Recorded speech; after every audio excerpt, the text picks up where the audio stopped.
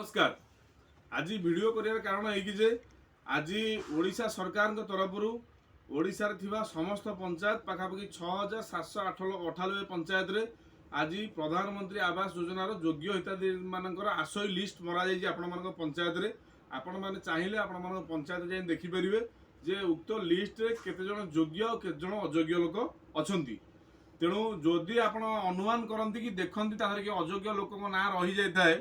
कौन हो बर्तमान ना शासक दलर चापरे ब्लॉक स्तर में विभिन्न प्रकार आर्थिक लेनदेन कारबार हवा द्वारा बहुत योग्य लोक उक्त लिस्ट रू बाद पड़े अयोग्य लोक लिस्ट ना ऑटोमेटिक चढ़ी जाऊँगी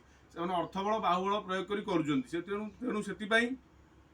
सरकार गोटे गाइडलाइन आनी से गाइडलाइन अनुसार आपड़ चाहिए टोल फ्री नंबर हो ना ऑनलाइन में आप आवेदन करेंगे नचेत आप पंचायत गोटे फर्म अच्छी से गोटे बाक्स अच्छी आपरे रेजिस्टर करेंगे प्रत्येक दिन पंचायत एग्जीक्यूटिव तर्जमा करेंगे क्या क्या ना कंप्लेन आसला आ सबुठ गुरुत्वपूर्ण जिनस हूँ आपने जानवा दरकार जो लोक मान लिस्ट ना अच्छी से बापा कोठाघर पाई ना दरकार। द्वितीय कथा हूँ से कोठाघर ना दरकार जदि से थाए 3-1 माने चाल घर तांकर माटी कांथ थिबा दरकार जहाँ सरकार गाइडलाइन कहूँ से सब जिन जार नथिबो से लोक अयोग्य भाव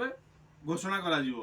तेणु आपण मान समस्त को अनुरोध आपण से लिस्ट की देखंतु एवं दुर्नीति को दृढ़ हस्त विरोध करंतु। जो माने अयोग्य लोक से माने निश्चित लिस्ट रु बाद पड़ंतु एवं योग्य लोक सामिल हुंतु। धन्यवाद, नमस्कार।